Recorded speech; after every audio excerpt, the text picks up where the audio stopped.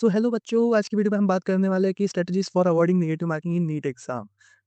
कई बार क्या होता है कि जो हम मार्क्स स्कोर करते हैं, फॉर एग्जांपल हमने बहुत मेहनत से जो हमारे वेल डिजर्व मार्क्स है ना, उसमें से भी हमें नेगेटिव मार्किंग की वजह से हमें नुकसान हो जाता है। ठीक है, हमने अगर हमारे 400 मार्क्स आ रहे हैं और फॉर एग्जांपल हमारे 25 क्वेश्चन गलत हो गए, तो 25 क्वेश्चन वेल डिजर्व मार्क्स से भी आपके माइनस हो जाते हैं, राइट?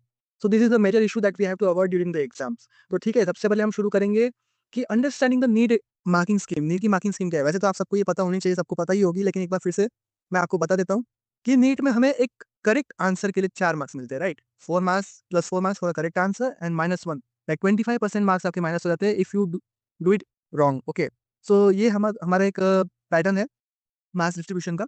ठीक है, नीट एनटीए के हर एग्जाम में जनरली यही रहता है कि +4 marks for correct answer and -1 marks for incorrect answer, right? So let's have an example scenario जो जिसकी मैं बात कर रहा था। फॉर एग्जांपल आपने 180 क्वेश्चन अटेम्प्ट किया, उसमें से 140 करेक्ट है, so you should get 560 marks, right? लेकिन जो आपके 30 रॉन्ग है, तो आपके वेल डिजर्व मार्क्स भी -1 कर दे रहा है। सो आपका जो फाइनल स्कोर होगा वो शायद 30, और ये 30 मार्क्स ना बेटा बहुत बड़ा डिफरेंस क्रिएट करता है आपके रिजल्ट में। 30 मार्क्स में लैक्स से रैंक बदल जाती है, कभी कभी हजारों से रैंक बदल जाती है, राइट? सो हमें ट्राई करना है कि नेगेटिव मार्किंग हो ही ना। जितना हमने सॉल्व किया है उतने मार्क्स हमें मिले, जो हमारे वेल होता है। 5 क्वेश्चन गलत हो रहे, 10 क्वेश्चन गलत हो रहे, इट्स ओके। बट कुछ लोग क्या करते हैं कि हटिम सारे कर देते हैं और उसमें से उनका बहुत ज़्यादा नेगेटिव मार्किंग हो जाती है, राइट? सो हमें ये अवॉइड करना है। सो इसलिए हमारी जो एक्यूरेसी होनी चाहिए, जो हमारा एक्यूरेसी परसेंटेज होना चाहिए, अप्रॉक्सीमेटली 85 टू 90% एक्यूरेसी के साथ ही हमें एग्जाम में बैठना है। ठीक है, मॉक टेस्ट में हमें यही तैयारी करनी है कि हमारा एक्यूरेसी परसेंटेज कैसे बढ़ सके। ठीक है, सो और इसे इसको अवॉइड कैसे कर सकते हैं अपन? तो सबसे पहली चीज़ वो जो होती है वो है इफेक्टिव क्वेश्चन रीडिंग। ठीक है, हमें क्वेश्चन अच्छे से पढ़ना है बच्चे। क्वेश्चन अच्छे से पढ़ेंगे तो गलती नहीं होगी। कई बार होता है बहुत ज़्यादा सिली मिस्टेक्स हो जा रही है। क्वेश्चन में लिखा है नॉट, ट्रिकी वर्ड्स रहते हैं नॉट, एक्सेप्ट, इनकरेक्ट, और इसमें हम क्या कर देते हैं? गलती कर देते हैं। ठीक है, तो हमें क्वेश्चन अच्छे से पढ़ने चाहिए, सारे ऑप्शंस अच्छे से पढ़ने चाहिए। इतनी सिली मिस्टेक तो होनी ही नहीं चाहिए। ठीक है, कई बार क्या होता है कि 2 ऑप्शन दिख रहे हैं, दोनों करेक्ट दिख रहे हैं और हम कंफ्यूजन में कोई एक चूज़ कर देते हैं। सो वो हमें एक ऐसी सिली मिस्टेक्स करनी ही नहीं है। ठीक है, ठीक है, हमें क्या करना है?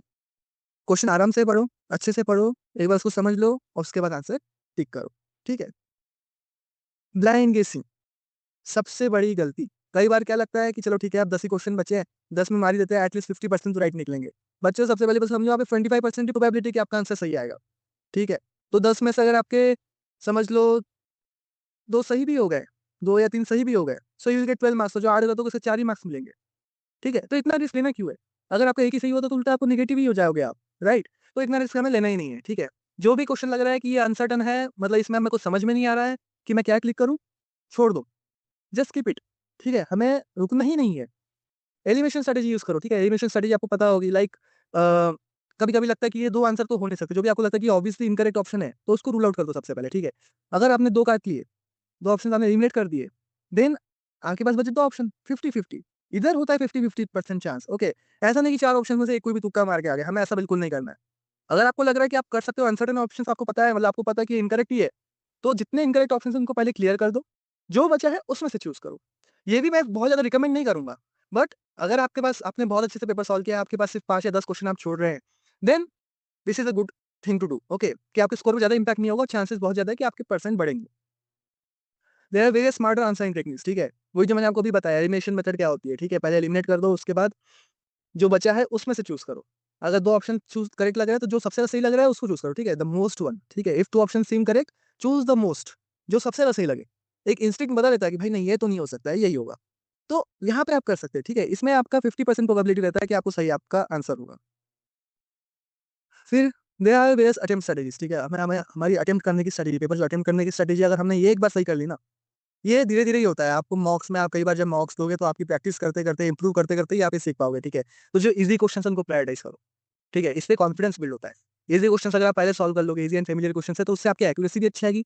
टाइम भी आप क कम यूज़ करोगे उनको सॉल्व करने के लिए, एक maximum accuracy and better time management.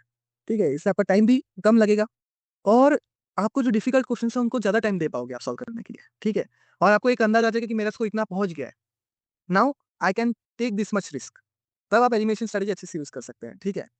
और how to manage difficult questions, that is also here we are going to discuss here. Okay, so for tough don't spend too much time. ठीक है? Tough question से बहुत ज़्यादा time हमें spend नहीं करना है। एलिमिनेशन मेथड यूज़ करो, हो रहा है तो ठीक है, नहीं हो रहा है तो स्किप कर दो। बाद में अगर आपके पास टाइम अलाउ करता है तो रिविजिट करेंगे अपन उसको। और तभी अटेम्प्ट करो जब आप एक एजुकेटेड गेस ले सकते हो। ठीक है? तुक्का नहीं मारना है। नीट में सबसे ज़्यादा बच्चे तुक्का मार के ही फेल होते हैं। 25 लाख लोगों ने नीट दिया था, लोग नेगेटिव मार्किंग में रहते हैं। अराउंड आप कह सकते हो 30 टू 40% बच्चे ज़ीरो के नीचे जाते हैं। So this is not a good sign. अब कैसे हो रहा है ये? लोगों को पता ही नहीं है हाउ टू अटेम्प्ट। एग्ज़ाम में सिर्फ नॉलेज मैटर नहीं करता है, आपकी अटेम्प्ट स्ट्रैटेजी मैटर करती है वहाँ पे। जैसे कि आप देख सकते हैं बहुत सारे लोग हैं जिनको पूरा कंप्लीट नॉलेज रहता है, लेकिन उसके बाद भी अगर if they don't have a proper attempt strategy, अगर उनको ऑन प्रैक्टिस नहीं है, मॉक्स दे के उन्हें खुद को इम्प्रोवाइज नहीं किया है, तो दे विल मेक मिस्टेक और उनके मार्क्स गिरेंगे। Even if they are a topper, they are the most brilliant student, और अगर उन्होंने प्रैक्टिस नहीं किया है ना, कोई ऐसा बंदा उनको पीछे कर जाएगा जिन्होंने प्रैक्टिस की है, जिसने बहुत ज्यादा प्रैक्टिस करी है, एग्जाम दे देके, मॉक दे देके खुद की एक स्ट्रेटजी बिल्ड करी है। So what I am saying here कि हमें भी एक प्रॉपर स्ट्रेटजी बनानी चाहिए कि डिफिकल्ट क्वेश्चंस को कैसे अटेम्प्ट करना है, इजी क्वेश्चंस को पहले कर लेना है। ठीक है, इसके बाद हम डिस्कस करेंगे what are the effective OMR sheet handling. What is effective OMR sheet handling? ठीक है, सबसे बड़ी बात तो एक्यूरेट बबलिंग।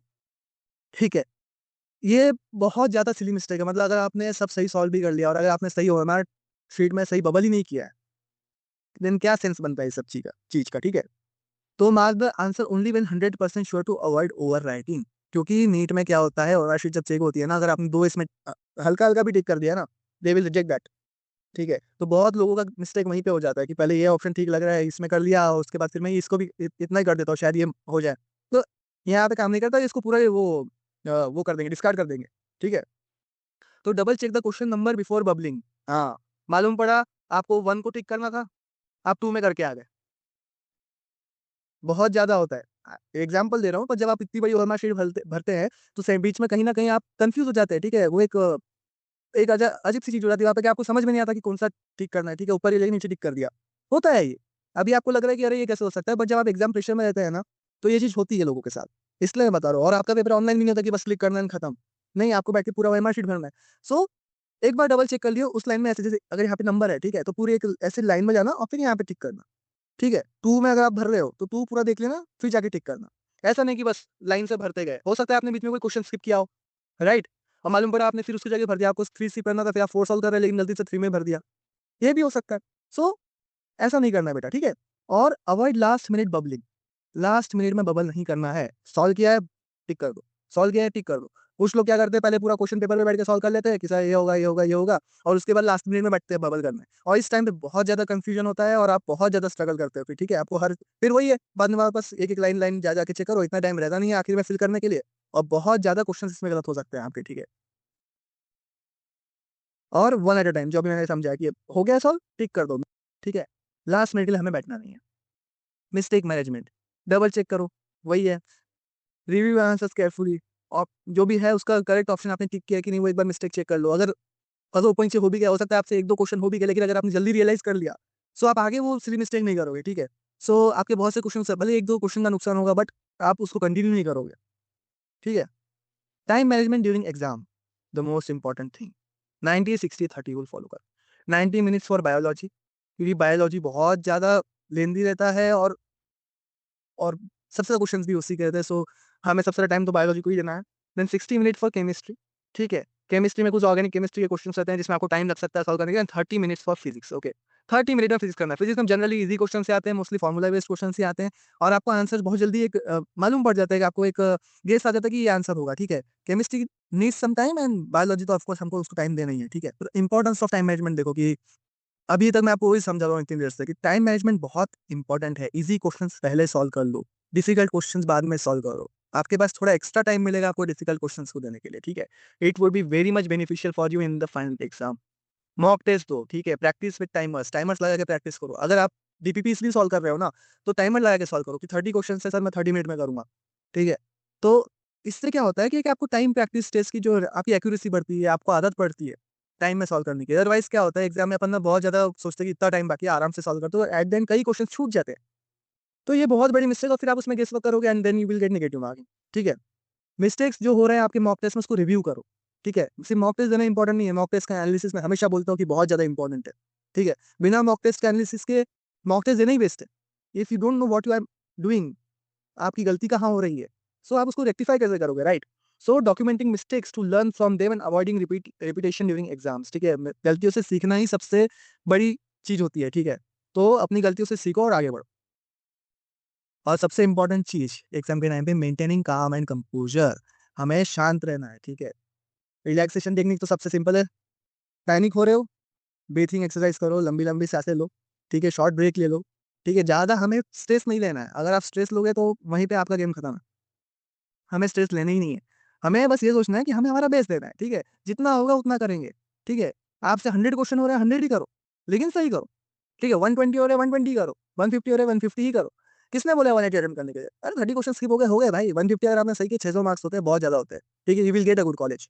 लास्ट ईयर के हिसाब से बात नहीं कर रहा हूँ मैं। लास्ट ईयर नीट में तो आपको सबको पता है कि बहुत ज़्यादा हो गया, बट इन जनरल केस यही होता है, ठीक है। तो जितना हो रहा है उतना ही करो। खुद को ज़्यादा पुश करने की जरूरत नहीं है एग्जाम के टाइम में। आपको जो आज जितना आता है उतना ही कर पाओगे उस टाइम पे। पैनिक कर जाओगे तो आप जो सही आता है वो भी क्या करके आओगे, ठीक है। तो टफ क्वेश्चन को देख के डिस्करेज नहीं होना है, ठीक है। कॉन्फिडेंस हमारे अंदर बिल्ड होना चाहिए, ठीक है। टफ क्वेश्चन दिखा, नहीं हो रहा है भाई, स्किप कर दो, अगला क्वेश्चन तो ईजी होगा। कुछ ना कुछ तो ईजी होगा, कुछ ना कुछ तो हम कर ही पाएंगे ना। इतने सालों से जो हम मॉक्स दे रहे हैं, हम प्रैक्टिस कर रहे हैं, पढ़ाई कर रहे हैं 2 साल से। सो कॉन्फिडेंस रखो, कॉन्फिडेंट रहो, ठीक है। मॉक्स में जो स्कोर आता है जनरली आपका स्कोर उससे प्लस 80 to 100 मार्क्स प्लस ही होता है। सो बी कॉन्फिडेंट, ठीक है। नहीं हो रहा है भाई, कोई बात नहीं, next question, next question, next question, ठीक है। कुछ ना कुछ इजी दिखेगा, कुछ ना कुछ लगेगा कि मैं कर सकता हूँ, वही करो, ठीक है। गेस वर्क बिल्कुल नहीं करना है, दैट्स इट, ठीक है। एग्जाम में हमें माइंडफुल रहना है, प्रेजेंट रहना है वहाँ पे, ठीक है, और प्रैक्टिकल अप्रोच रखना है, बस इतनी सी बात है। तो फाइनल टिप मेरी तरफ से यही रहेगी। इस वीडियो बहुत बहुत लंबा हो गया वीडियो, तो अपन एक बार इसको कंक्लूड ही कर देते हैं। Okay, so attempt only those questions you are sure about. जो आपको पता है वो सॉल्व करो। जिसमें लग रहा है कि मैं एलिमिनेशन कर सकता हूँ, वहाँ पे एलिमिनेशन टेक्निक यूज करो। मतलब वही 50-50 चांस, दो क्वेश्चन आपको, लेकिन उसमें ये शर्त है, बशर्ते ये आपको दो ऑप्शन पता होना चाहिए कि दोनों गलत है। जितने एलिमिनेट कर सको, अगर आप तीन दो एलिमिनेट कर दो तो बहुत अच्छी बात है, फिर जो दो बचे उसमें से गेस कर लो, ठीक है। अवॉइड लास्ट मिनट रशिंग, ठीक है। लास्ट मिनट में हमें रश नहीं करना है। जब आपने सॉल्व किया है क्वेश्चन, उसी समय उसको ओएमआर शीट में फिल कर दो। लास्ट मिनट का ऐसा नहीं करना है कि सब एक साथ भरूंगा। एंड प्रैक्टिस मॉक्स डेली, ठीक है। डेली मॉक दो। अभी तो जैसे नीट पास में आ रही है, तो आपको मॉक देना शुरू कर देना चाहिए। आपको रिवाइज उस पे, उसी के बेसिस पे रिवीजन करना चाहिए कि मैं कहाँ लैग कर रहा हूँ, क्या छूट रहा है मेरा, तो उसके बेसिस पे हमें रिवीजन करना है, ठीक है। तो डेली मॉक टेस्ट दो, अपनी रिफाइन करो स्ट्रेटेजी, ठीक है। खुद को जो भी आपसे गलती है और उसको रेक्टिफाई करो, रिवीजन करो, and you will be good. So thank you for watching बच्चों। चैनल को सब्सक्राइब कर देना और मिलते रहेंगे नेक्स्ट वीडियोस में।